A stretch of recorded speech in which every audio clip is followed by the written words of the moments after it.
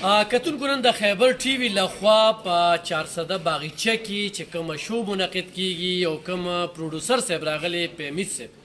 نو هم د دې 400 سیمې سره تعلق ساتي او دغه شانتې دستوري چې کوم دی هغه 400 ته وروړي نو یو خو انجوایمنټ دی او بل دا ده چې جمشید خان د دې کوربه دی څنګه چې نیلامګر شو وي دغه شانتې زموږ خیبر ټي وي او خیبر نیوز چې کوم دی نو دغه شانتې شوګانې دغه کوي نو نن به 2:30 بجې چې کم دی نو دغه سټارټ اخیستل کېږي دې وخت کې چې څومره 400 خلک موږ ګوري نو خیبر ټي وي ای وي ټي چینل چې کم دی 400 خلکو ته یو ګفټ او یو موقع ورکوي باقاعده دا فیملی شو ده ځان سره خپل بچي راوستی شي ډېر خلک په رابطه کې دي دا وګورئ چې غټ خال جوړ شوی دی د کیمرو سیسټم شوی دی او بیا چې د کومې شو پروډوسر د پاکستان کې منلی شوی دی چې هغه پیمیت صاحب وي نو هغه شو چې کومه ده هغه بیله شو وي او پیمیت صاحب بهر پې موږ په دې کوو چې د 400 دی بیا 400 سړیرو سیمې سره دی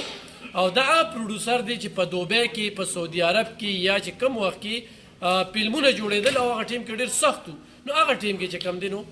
دوی پروډوسري کړې ده نو بیا زموږ خیبر ټیم سره چې کم دی یا خیبر چینل سره داسې یو تکړه انسان چې دا زموږ سره د خیبر د مالکانو چې کم دی نو